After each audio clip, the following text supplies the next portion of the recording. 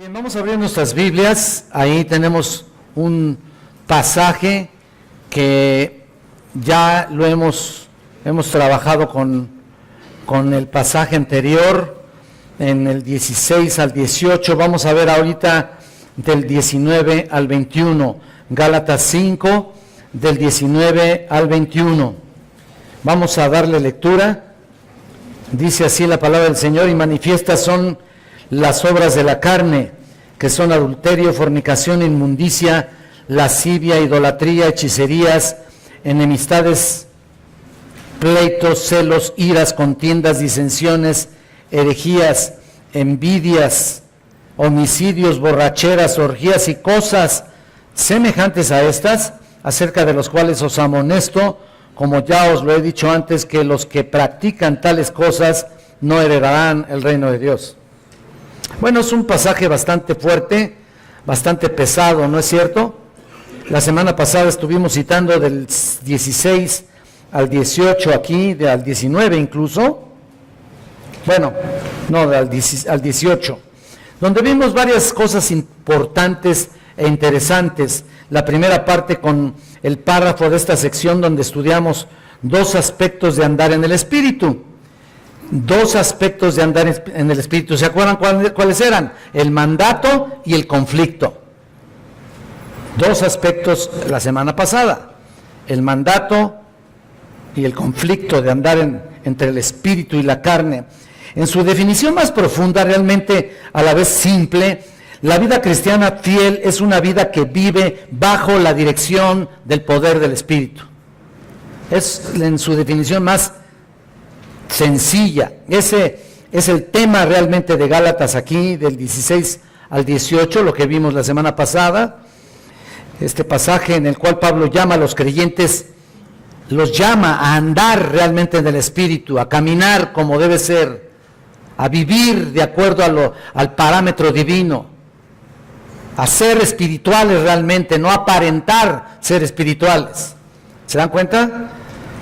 Y vimos que vivir conforme a un conjunto de reglas o de leyes, como veíamos la semana pasada, que Gálatas lo exhibe realmente, lo pone aquí, equivale a vivir en la carne. Vivir bajo una serie de normas y leyes equivale a vivir en la carne, en la justicia personal. ¿Te das cuenta?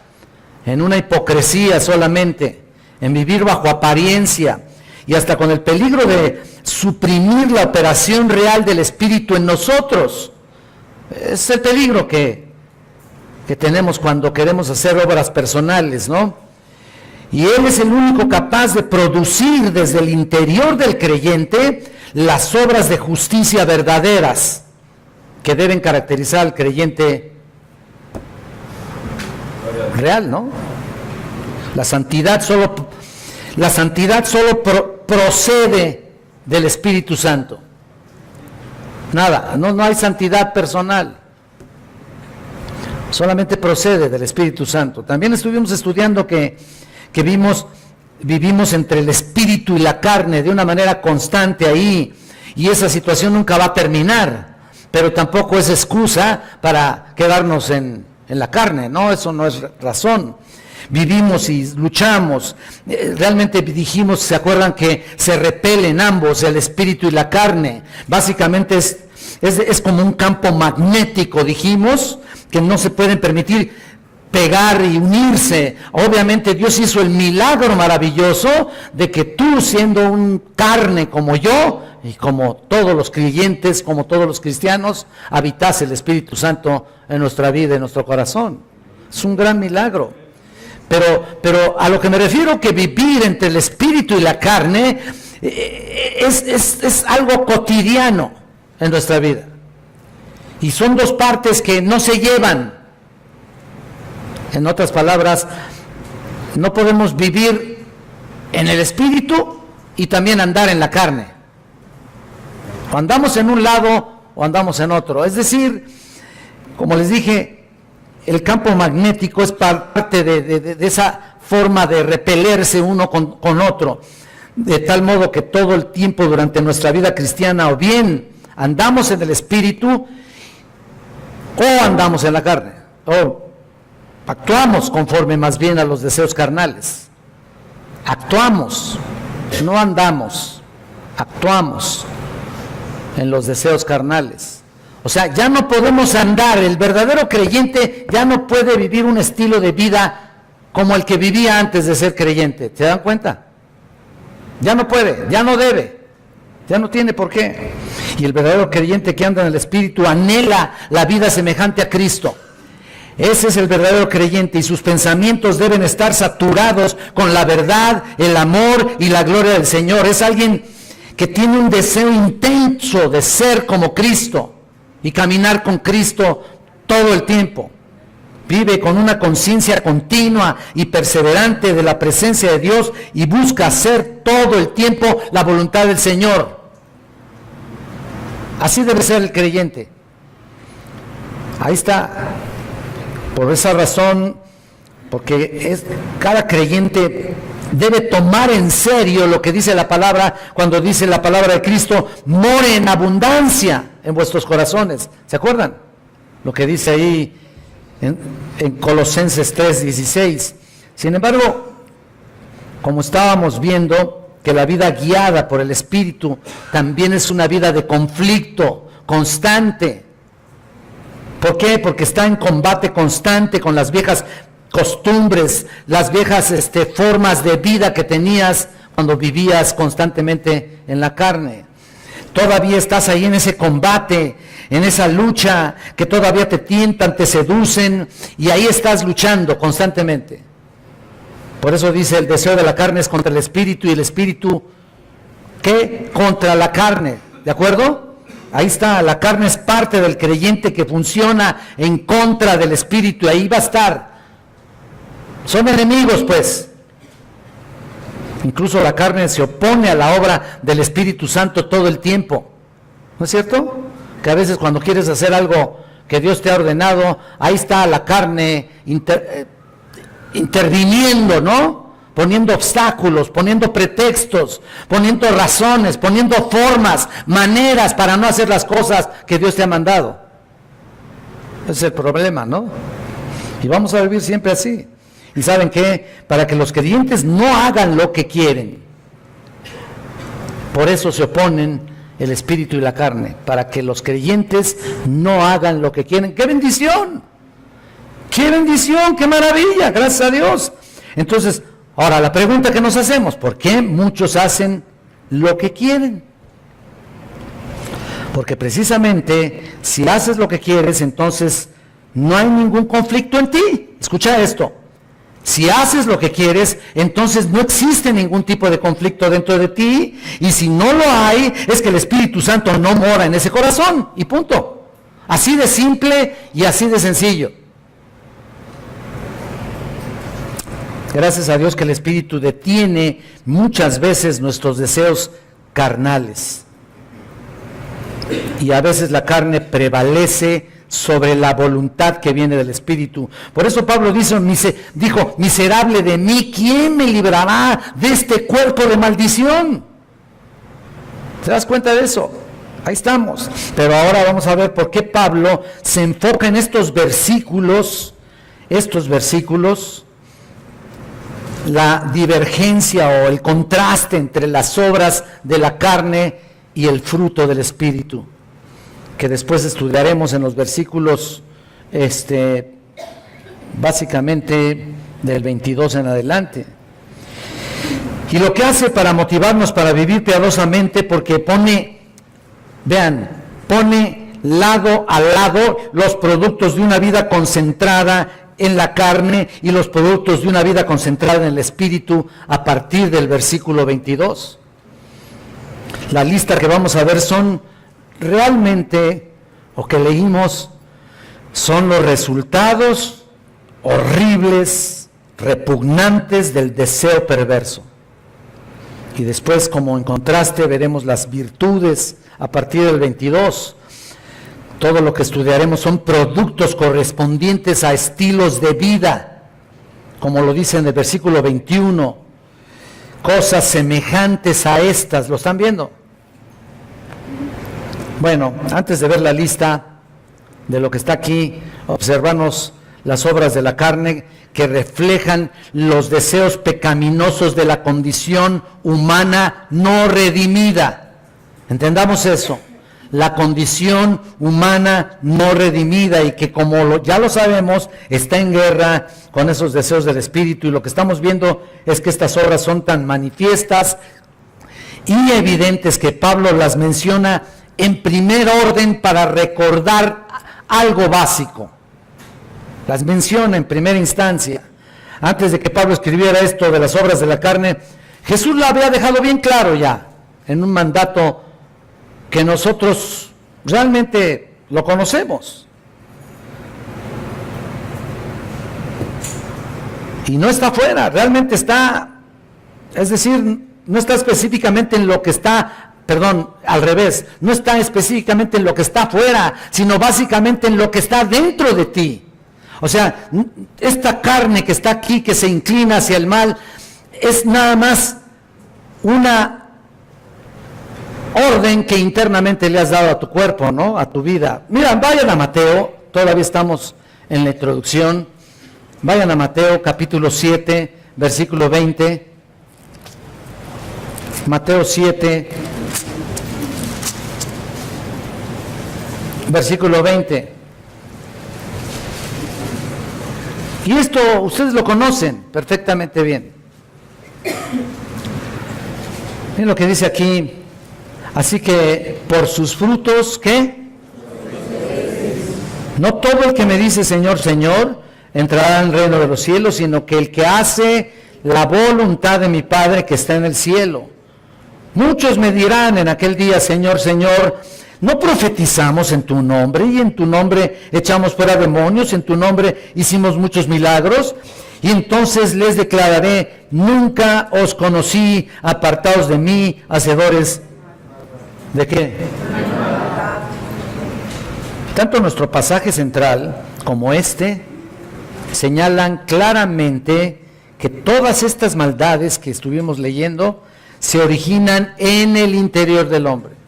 El cuerpo solamente obedece. ¿Están de acuerdo? ¿No es cierto? El cuerpo solamente reacciona por lo que opera dentro de él. Y ahí está. No es Satanás tampoco es el mundo exterior. Hay personas que están haciendo este tipo de pecados y le echan la culpa a Satanás. Siempre piensan que Satanás les metió zancadilla, ¿no? O algo así. No, es las obras de la carne que viven en el dominio absoluto y completo en la carne. Obviamente no son redimidos. Y ese es el problema, ¿no? Y aquí está este relato. Jesús menciona en 3 ocasiones incluso que los pecados proceden de dentro de la misma persona. Y Pablo identifica su lista de pecados como las obras de la carne, por eso le subtitulamos así, es decir, obras producidas por la propia naturaleza no regenerada del hombre. Solo existen 2 visiones posibles de la naturaleza humana. 2 versiones, no hay 3, básicamente buena y básicamente mala. Nada más 2. Y ya saben ustedes lo que la visión humanista promueve, ¿no? ¿Se acuerdan lo que dicen los humanistas, no? Que el hombre pues nace con una bondad moral. Los hombres son buenos en su interior, ¿no? Cuando es lo más podrido que tienen, ¿no? Es lo que dicen los humanistas en su promoción, ¿no? Pero la Biblia dice totalmente lo opuesto. Que quede bien claro, que el hombre tiene corrupción y que está arraigado a su depravación total en todos los aspectos de su ser. Así que, aunque el ambiente que le rodea al hombre jamás es perfecto, el ambiente casi siempre tiene un efecto destructivo en su vida. ¿Saben qué? Eso no es el problema para el hombre. ¿Por qué? Porque de hecho el hombre no es, el hombre es quien contamina el ambiente y no al revés. Hay quien le echa la culpa a la sociedad, quien le echa la culpa al mundo en el que vivimos y por eso es como es. No, de hecho es el hombre quien ha contaminado esta sociedad y este mundo. Y no lo contrario. ¿Sabían eso?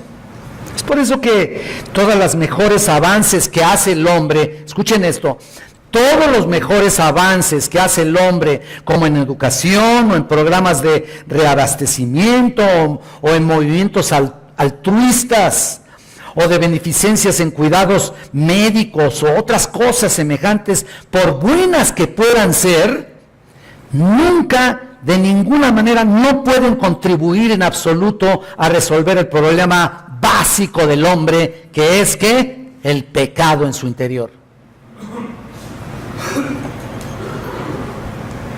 Por movimientos que haya, por instituciones que existan, jamás van a corregir al hombre en su interior. Ahí está el mal. Y lo que Pablo incluye aquí en su lista, también lo menciona en Romanos 1, 29 al 31, lo menciona también en 2 de Corintios 12, del 20 al 21, y son características naturales de la humanidad no redimida.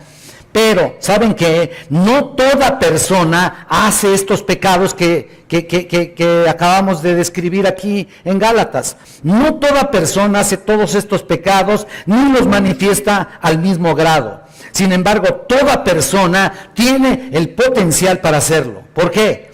Porque anda en su propia carne, que es pecaminosa, e inevitablemente lo va a manifestar tarde o temprano. Sea cual sea la forma que lo haga, pero lo va a hacer. Se trata de conductas normales del ser humano, continuas para los incrédulos en el transcurso de su vida en la carne, pero son conductas anormales y contraproducentes en la vida de los cristianos, que en algunas ocasiones se presentan estas conductas. Entonces, un cristiano puede andar en el Espíritu y evitar todas estas conductas que leímos, o puede ceder a la carne y caer víctima de cualquiera de ellas en un momento de descuido. ¿Sabían eso? Noten ustedes que la lista que Pablo hace aquí de las obras de la carne abarca 3 áreas que vamos a estudiar, 3 áreas generales. Vamos a estudiar la sexualidad. Tan solo en estos versículos del 19 al 21 hay 3 áreas: la sexualidad, la religión y las relaciones humanas. Ahorita lo vamos a ver. Vamos a ver en primer lugar la sexualidad. Y vamos a comenzar con la palabra fornicación, que está aquí.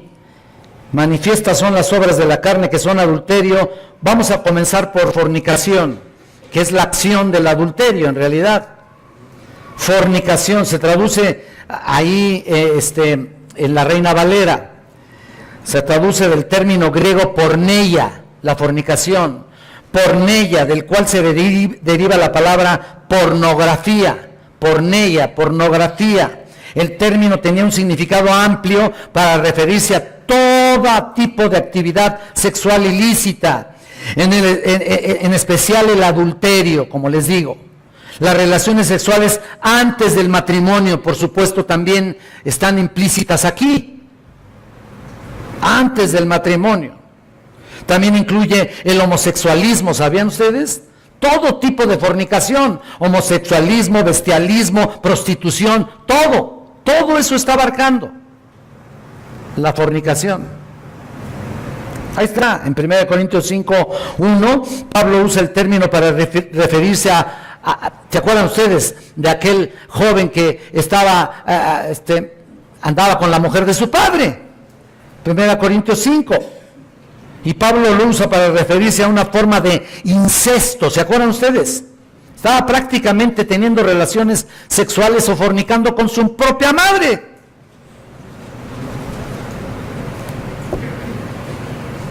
Imagínense un hombre con su madre o su madrastra, ¿no? Que ni siquiera era una práctica común, ni siquiera era algo cotidiano de verse con los no creyentes. Y sin embargo, entre ellos ya estaba pasando eso, ¿no? Imagínense, Pablo emplea la misma palabra para repetir o representar el pecado sexual en general. Vayamos a 1 Corintios, por favor. 1 Corintios 6, versículo 13. 6:13.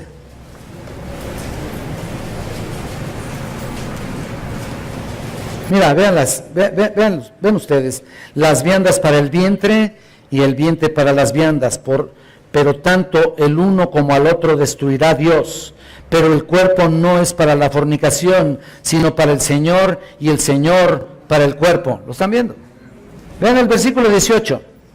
Huid de la fornicación. Cualquier otro pecado que el hombre cometa está fuera del cuerpo, mas el que fornica contra su propio cuerpo peca. Ahora vayan al capítulo 7, en el versículo 2, dice, pero a causa de las fornicaciones, cada uno tenga su propia mujer y cada uno tenga su propio marido. ¿Lo notan? Cuando uno lee estos párrafos, uno puede pensar que todas estas cosas sucedieron en aquel tiempo. Luego platico con mi hijo y dice, no, pero pues el pecado, en forma de burla, ¿no? Eso era antes, ahora ya no hay nada de eso. Bien sarcástico, ¿no? Uno puede pensar que eso sucedió en aquel tiempo, pero desgraciadamente en la actualidad es un problema mucho más fuerte, y déjenme decirles, dentro de las iglesias.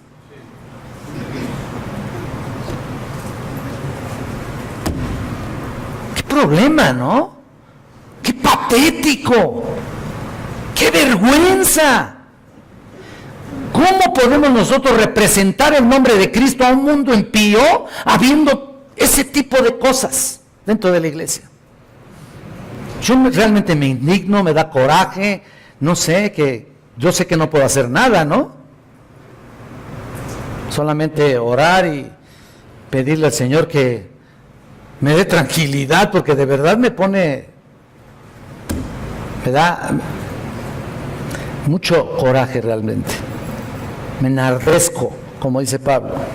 Y muchos jóvenes están en fornicación, de veras, o viven en fornicación, incluso algunos hijos de líderes y hasta de pastores. Te los puedo asegurar. Parece que actualmente ya es el estilo de vida en el que viven con la mano en la cintura, son tolerados, son justificados, salieron de sus casas, vivieron una vida de pecado, y luego tranquilamente los pueden recibir en la iglesia, y hasta para tocar, ¿no? Aquí tuvimos uno, ¿no?, que era su estilo de vida de fornicación. Y en las iglesias donde había estado, hacía lo mismo. Fornicaba, pero estaba tocando en la alabanza. ¿Pueden creer eso? Es terrible. Realmente me indigno, y no cabe en mi memoria, en mi mente, ningún tipo de cosas como estas. Luego dice ahí inmundicia. Vean ustedes en el versículo 19, inmundicia, ¿lo están viendo? Es la traducción de la palabra acatarsia, TH, con K, acatarsia, que literalmente es una palabra que se refiere a lo sucio, y se emplea en el campo médico, incluso para referirse a una herida infectada, algo relacionado con una infección o algo supurante ahí, y es la forma negativa de catarsia, que significa limpio. Entonces la A es privativa, en el original griego la A es privativa, acatarsia.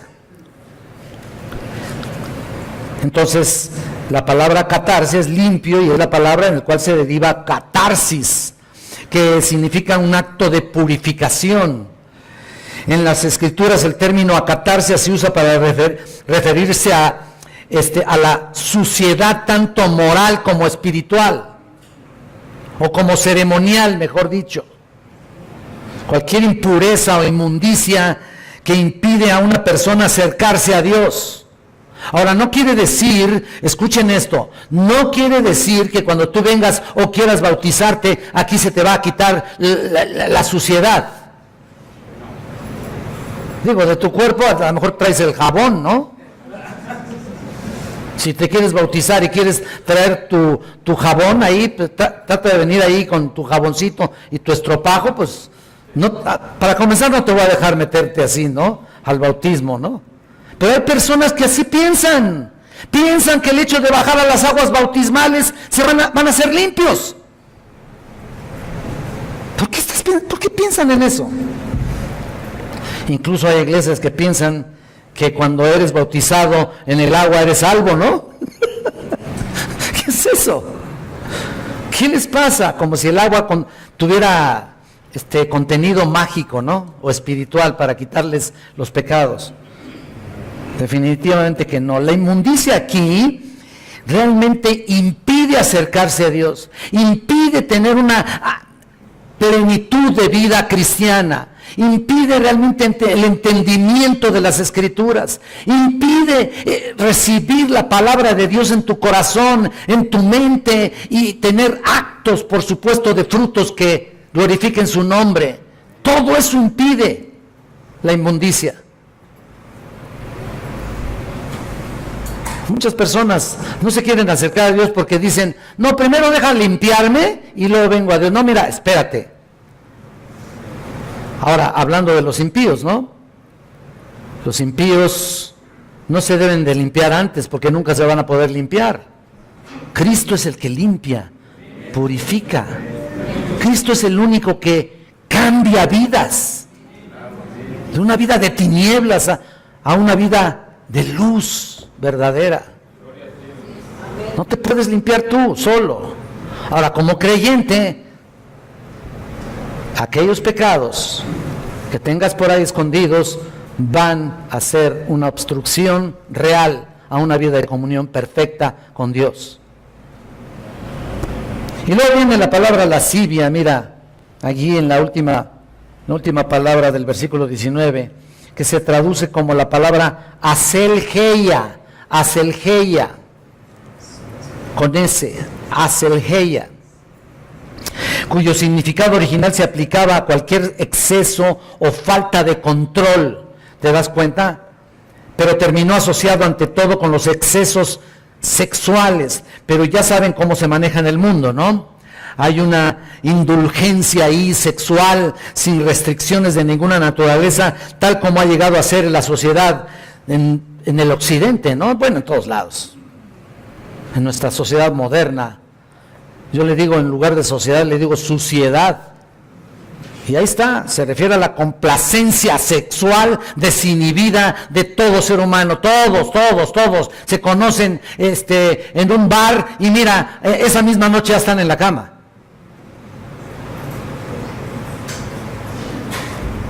Como animales irracionales, ¿no es cierto? Ahí están. Hay una desinhibición total y completa de un recato, ¿me explico? Ya ni siquiera la conciencia les puede decir que eso está mal, porque la tienen cauterizada o muerta, y ese es el problema, ¿no? Pero ¿qué pasa con los creyentes? ¿Cómo pueden ser lasciviosos, no? Hay que tener mucho cuidado, porque dice el Señor, el que mira a una mujer para codiciarla, ¿ya qué? ¿En dónde? Ahí está. Ahora bien, vamos a regresar a nuestro pasaje y vean, vamos a ver el segundo grupo. Es un grupo realmente religioso o de religión. Lo podemos ver en el versículo 20. Idolatría, hechicerías, enemistades y pleitos. Bueno, hasta ahí. Idolatrías y hechicerías. Hasta ahí. Noten que ese segundo grupo es específico.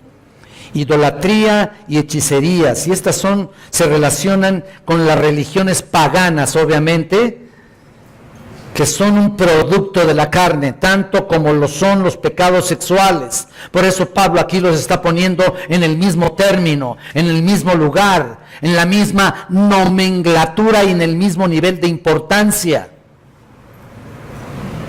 Idolatría, hechicerías.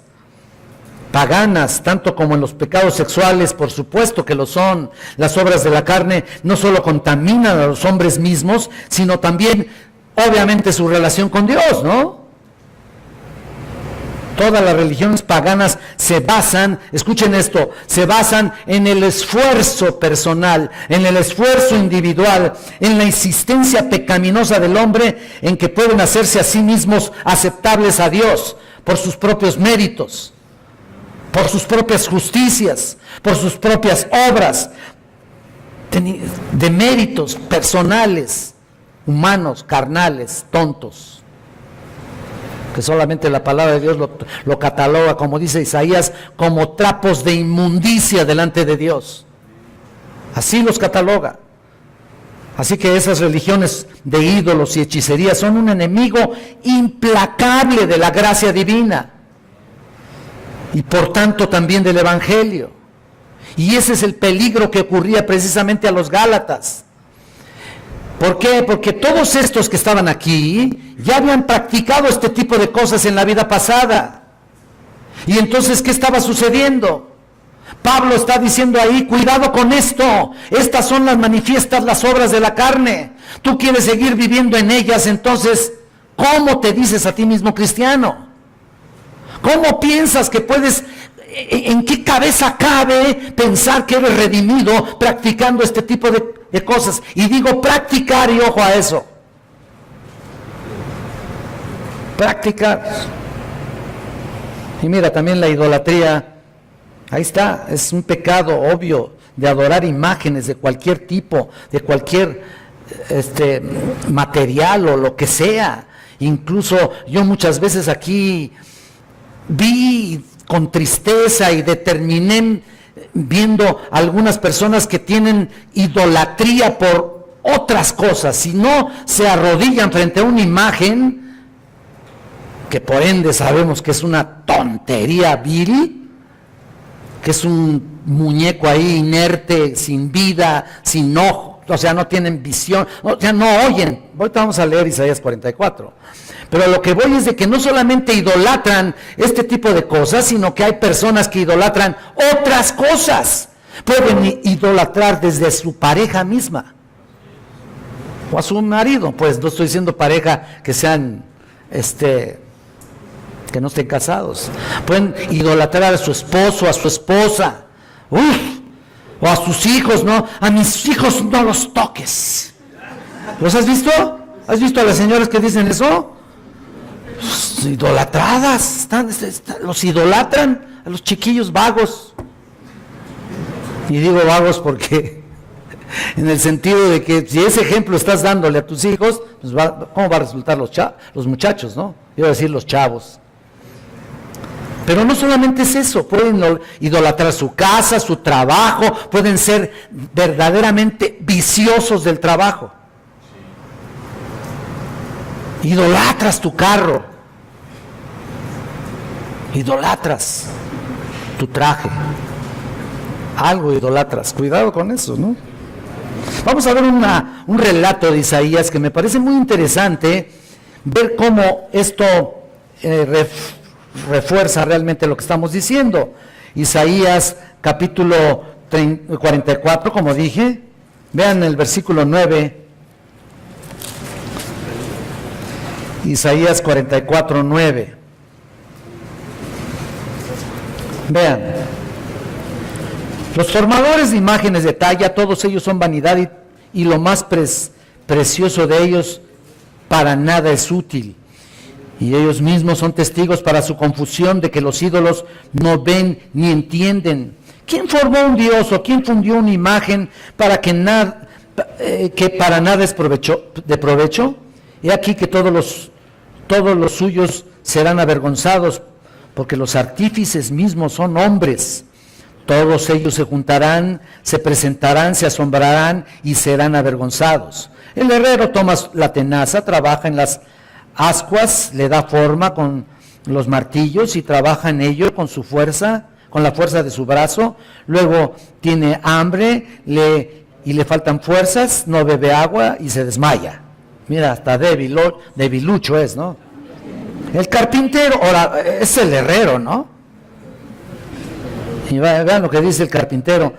Tiene la regla, lo señala con almagre, lo labra con los cepillos, le da figura con el compás, lo hace en forma de varón o semejanza de hombre hermoso para tenerlo en casa, corta cedro y toma ciprés y encima que crecen entre los árboles del bosque, planta pino que se críe con la lluvia. Y vean, de él se sirve luego el hombre para quemar y toma de ellos para calentarse.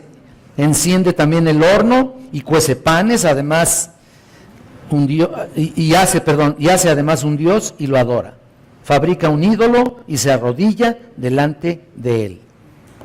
Mira nomás, parte del leño, quema en el fuego, comparte de él, come carne, prepara un asado y se sacia, después se calienta y dice: oh, me he calentado, he visto el fuego. Ay, qué gran cosa, ¿no? Y hace del sobrante un dios. Mira nomás. Un ídolo suyo, se postra delante de él, lo adora y le ruega diciendo: líbrame porque mi Dios eres tú. Ay, Dios mío. Etcétera, etcétera. Ustedes lo leen hasta el versículo 20.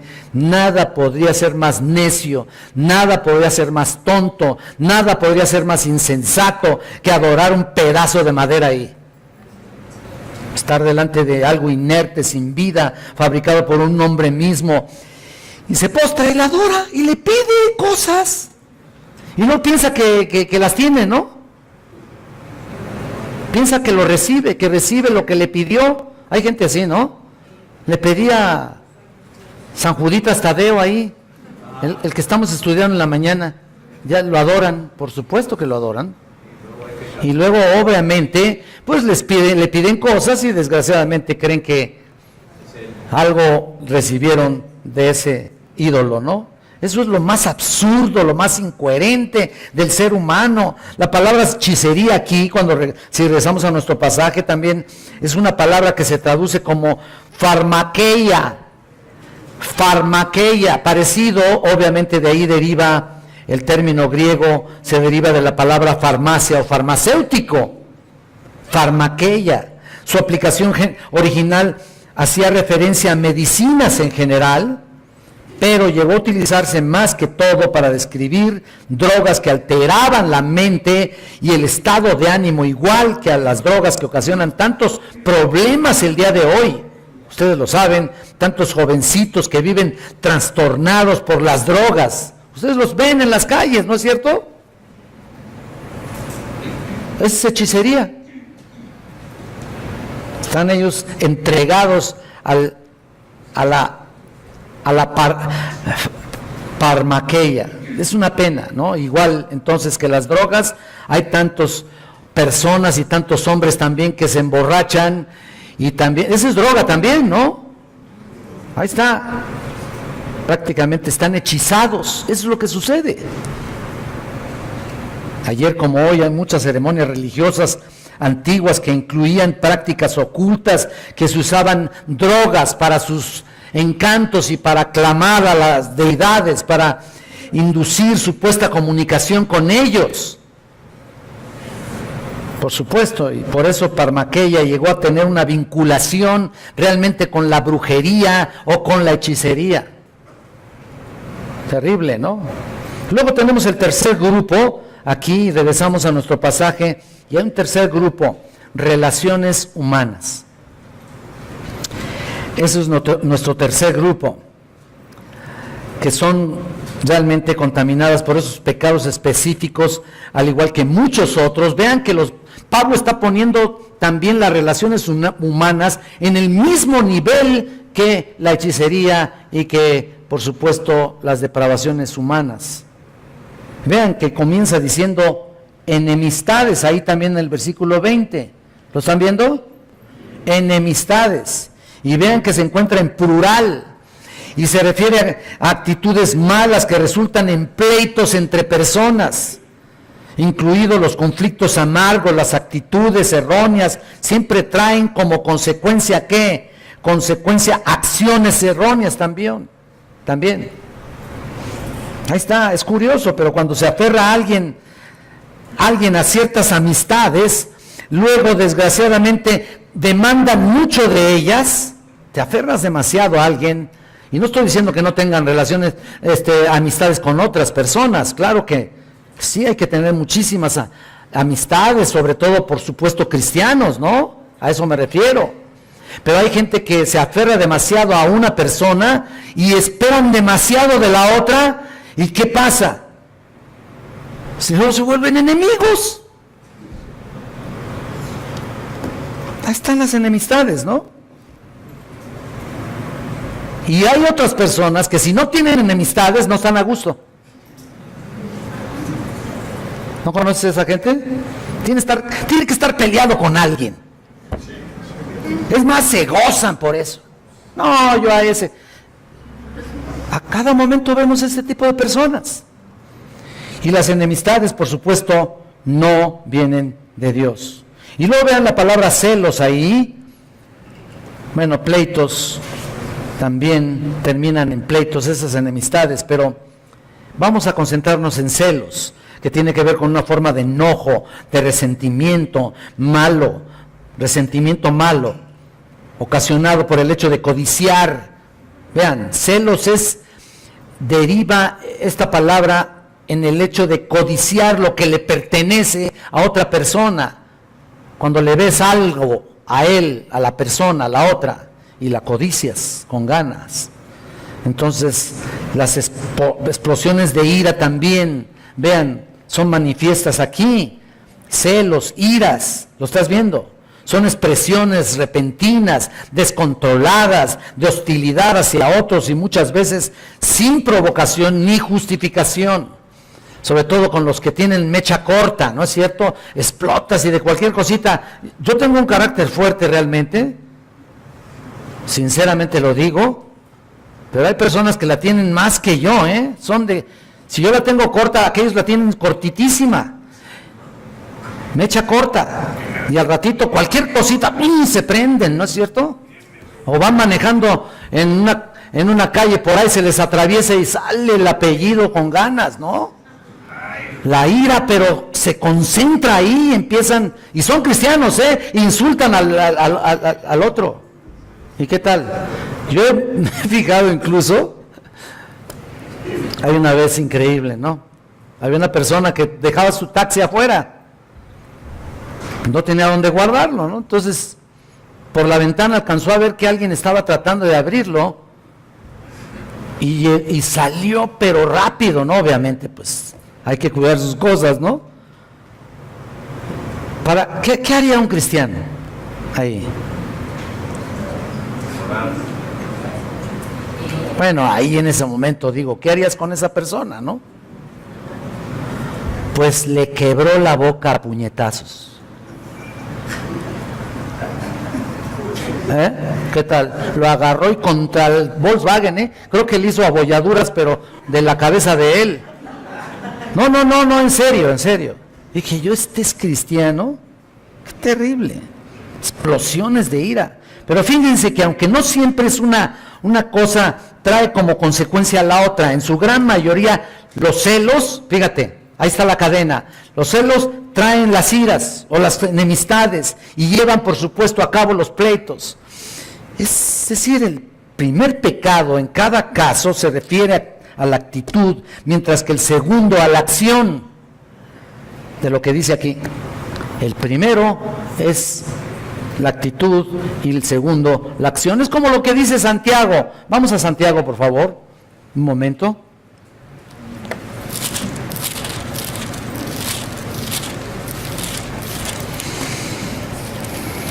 Vean lo que dice Santiago 3:16.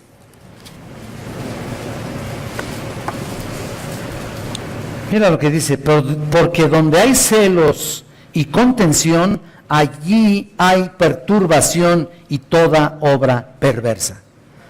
Noten aquí que los celos provocan el desorden, a la perturbación del espíritu, y es lo que resulta en todo esto.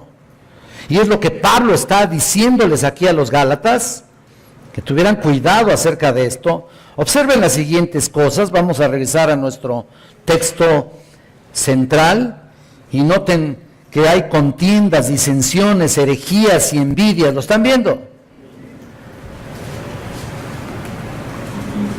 Vean, son expresiones más particulares y continuas de los pecados generales que pueden venir de esta lista. No tenemos mucho tiempo de ver cada una de ellas porque son el resultado de lo anterior. Recuerden que estaban estas personas en la carne, o sea, su vida particular se caracterizaba por una vida en constante apego en las acciones de la carne. Y bueno, y toda esta lista de contiendas, disensiones, herejías representan las actitudes entre individuos y grupos que algunas veces chocan entre sí con conflictos terribles que por mucho tiempo venían guardando para sacarlo en un momento específico. ¿No has visto esa gente?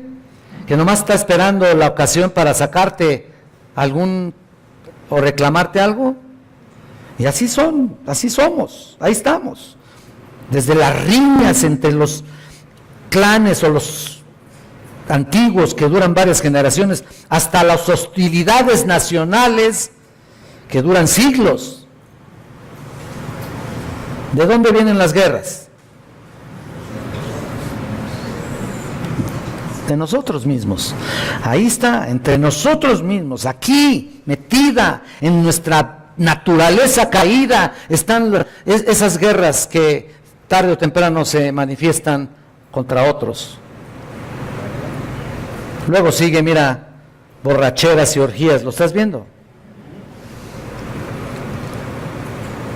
Hacían referencia específica a parrandas, aquí desenfrenadas, que caracterizan a las ceremonias paganas de adoración aquí, en las que muchos de los gentiles convertidos de Galacia habían participado, como les dije al principio.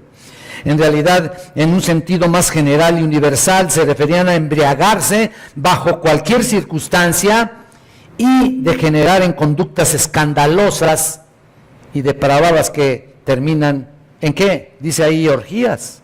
¿Se dan cuenta? Entonces, una cosa lleva a la otra irremediablemente.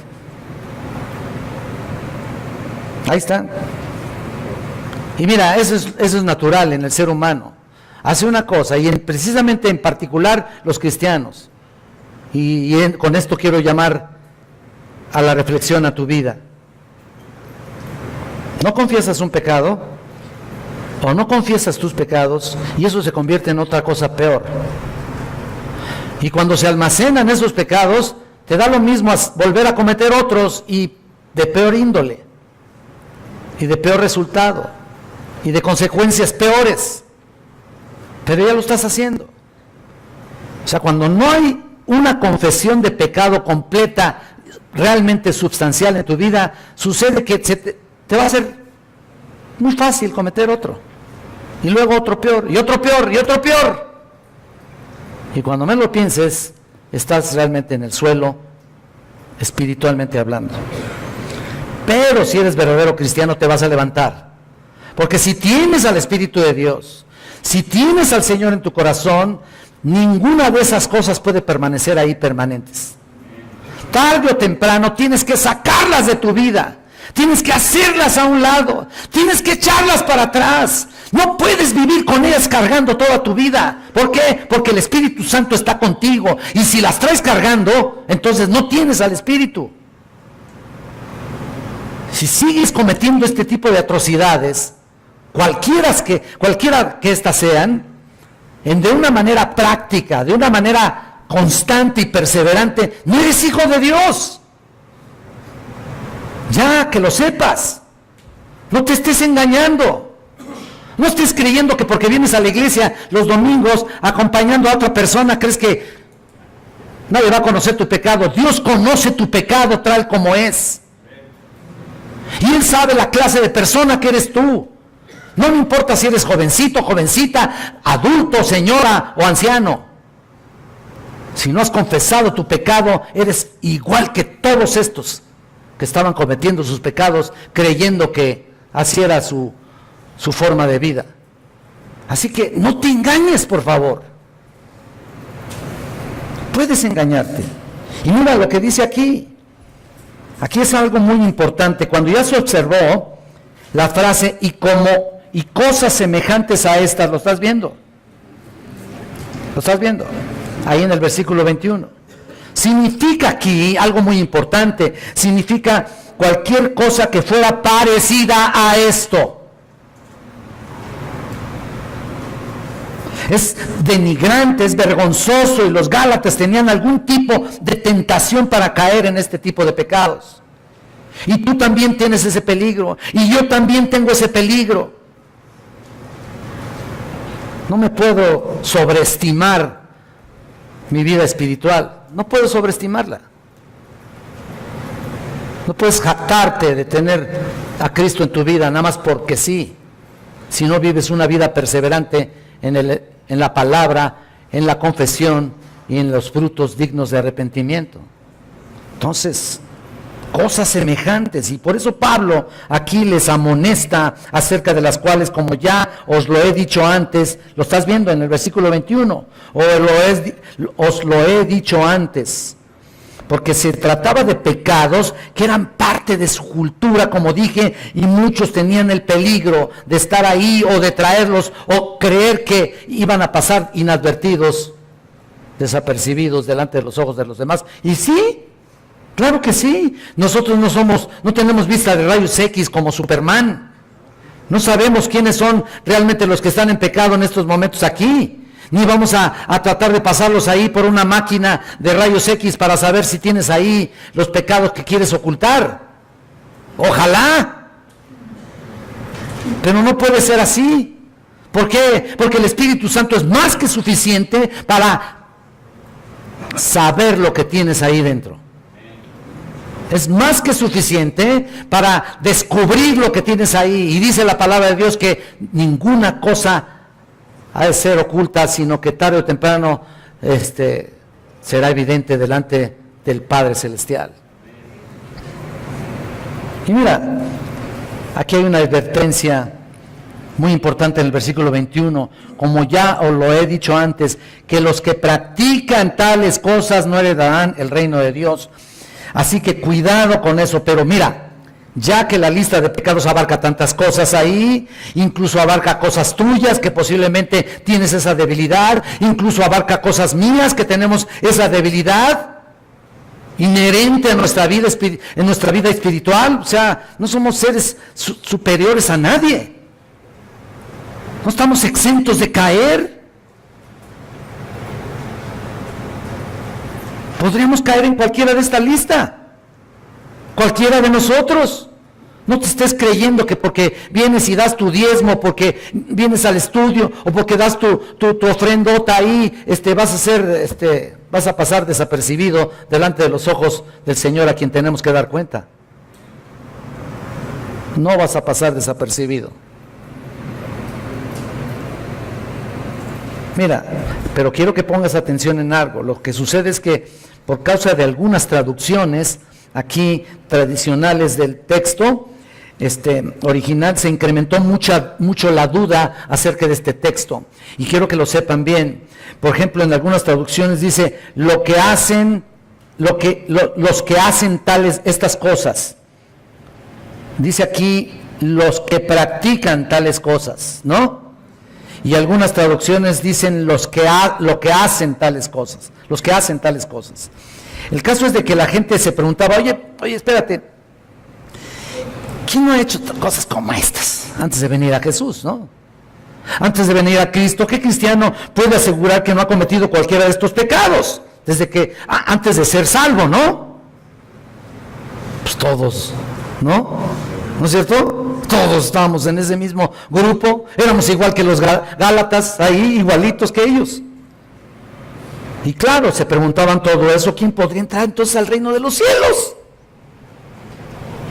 Dice aquí, los que practican tales cosas no heredarán el reino de los cielos.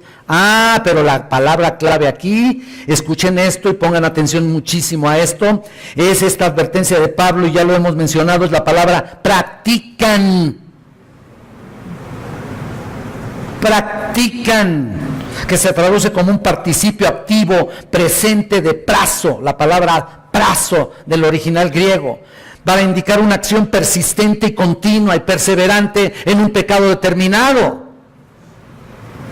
Es decir, los que practican de manera habitual o incesante estas cosas o tales cosas demuestran que no han sido regenerados.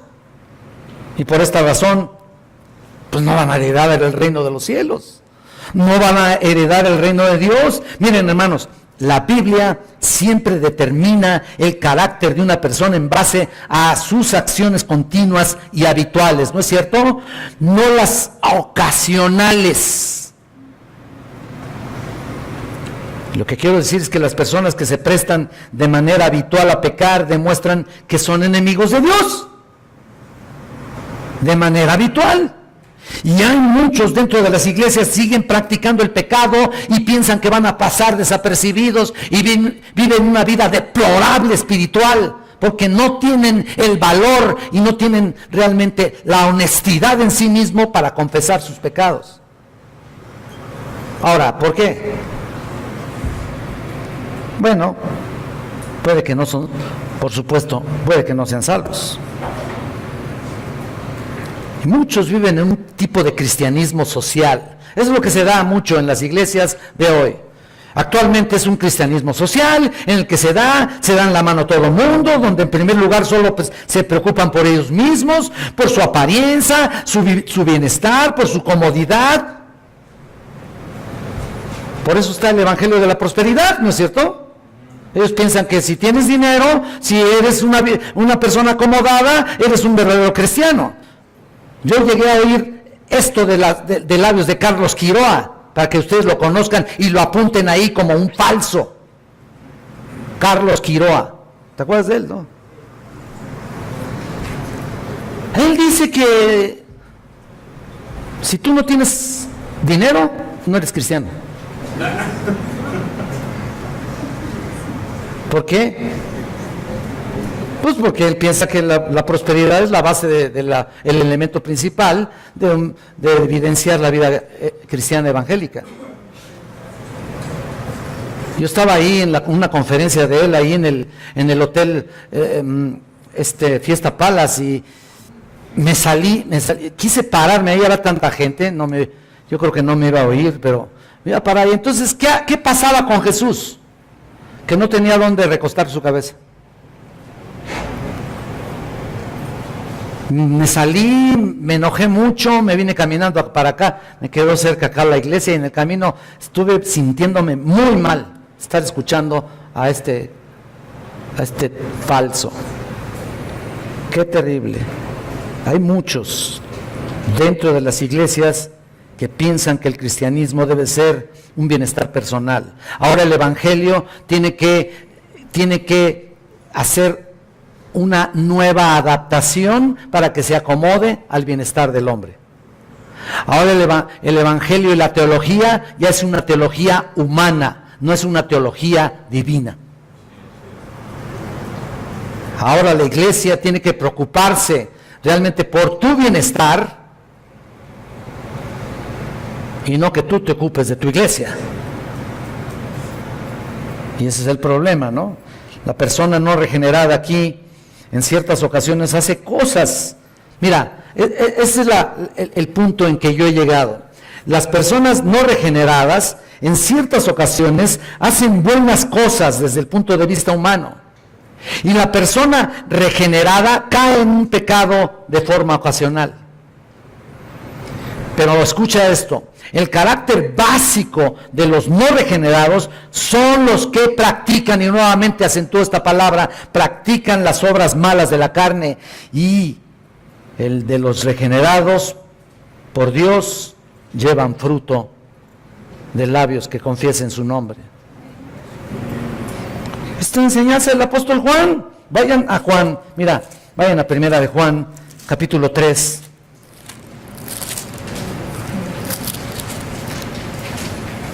Capítulo 3 del versículo 4 al 10.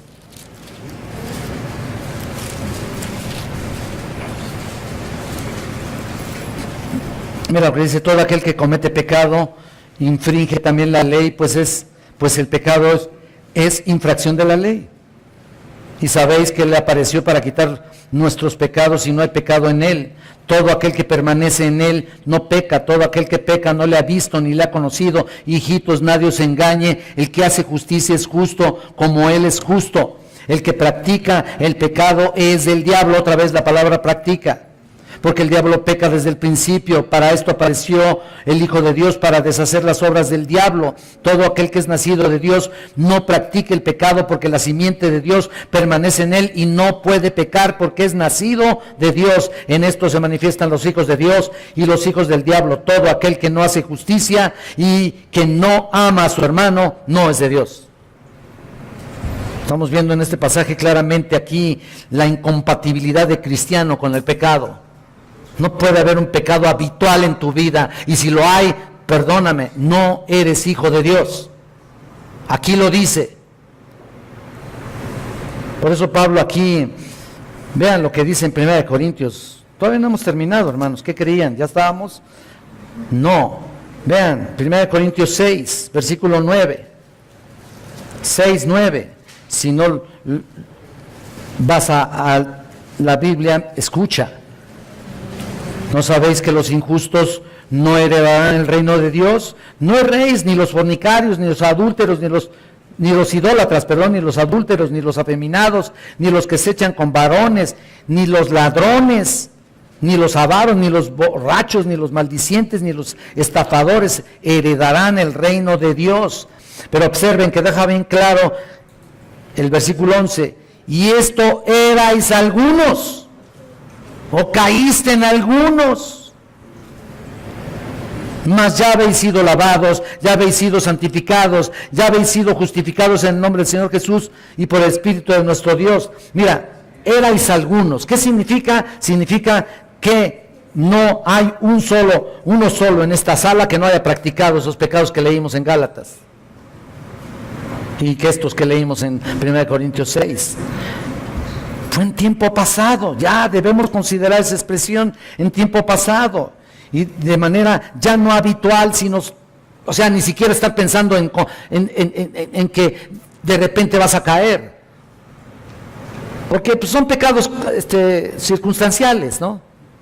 No es un permiso para pecar de vez en cuando, no es un permiso para echarte una canita al aire de vez en cuando, no lo es.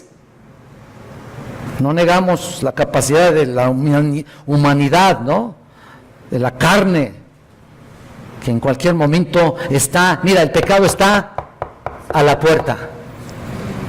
Listo, está acechando en cualquier momento. Ya, a eso deberías de tenerle temor. Miedo.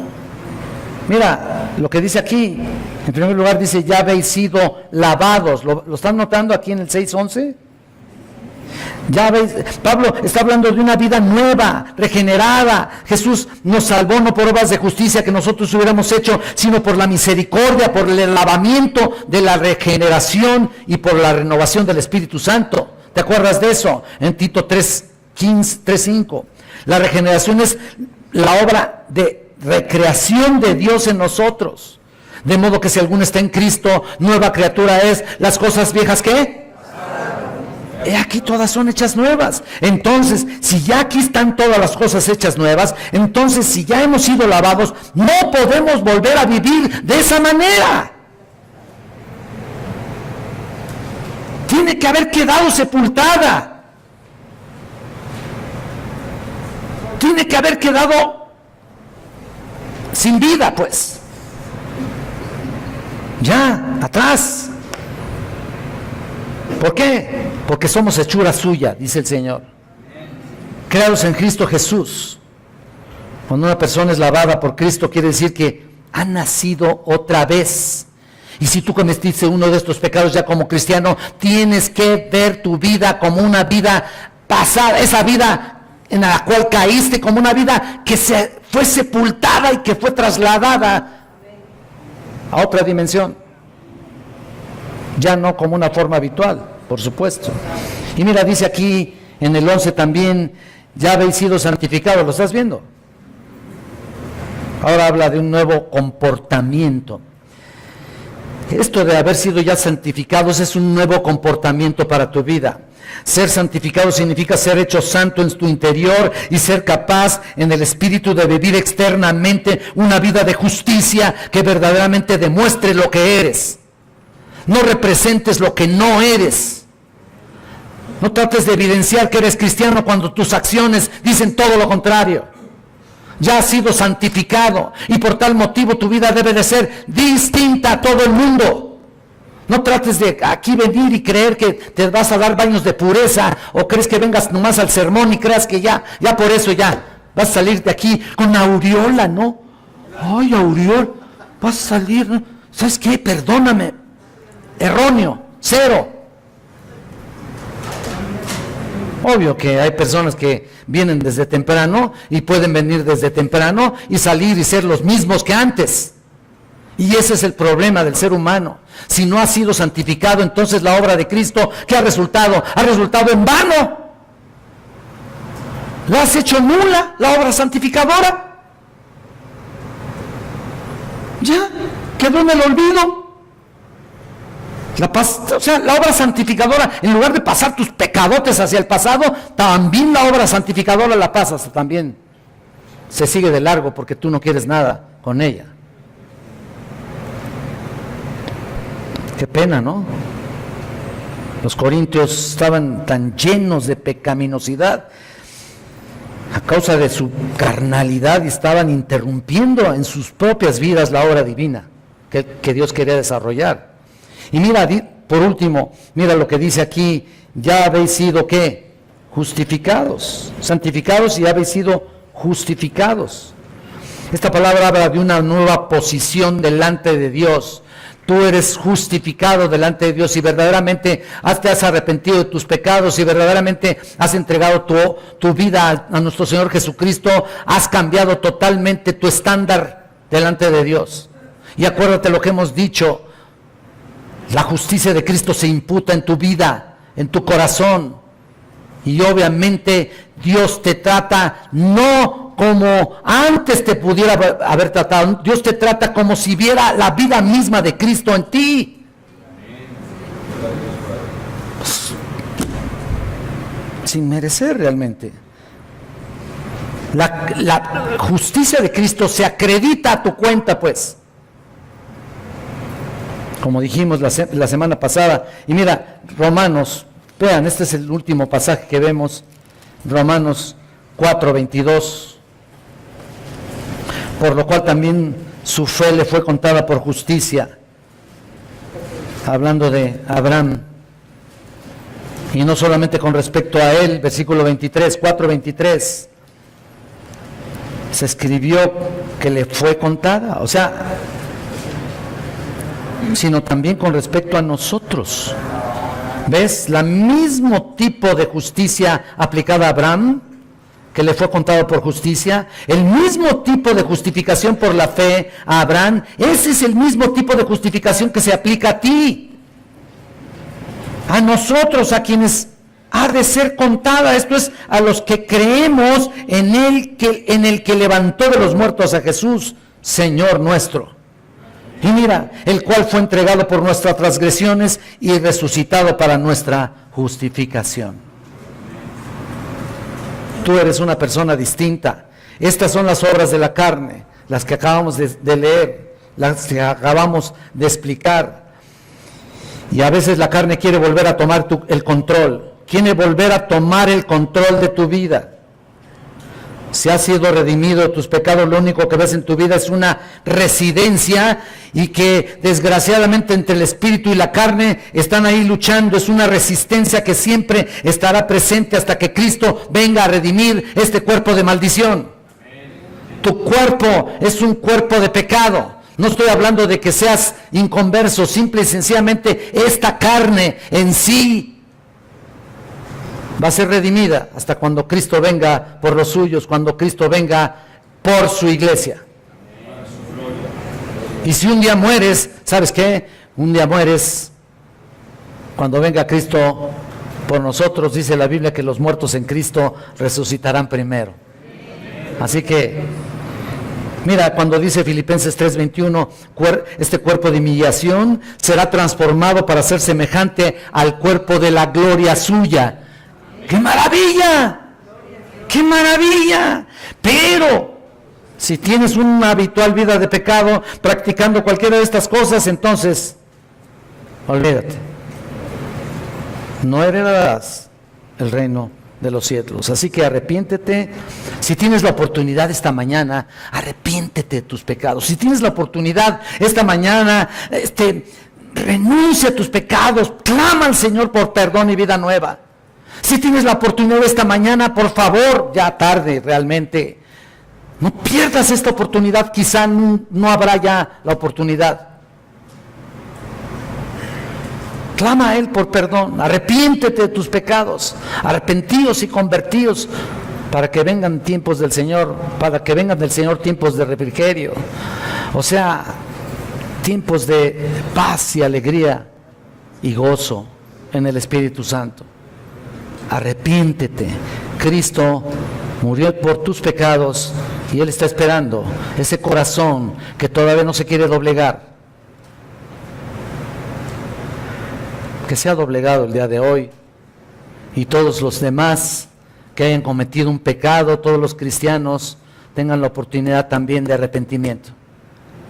Arrepentimiento, queridos hermanos, me incluyo yo.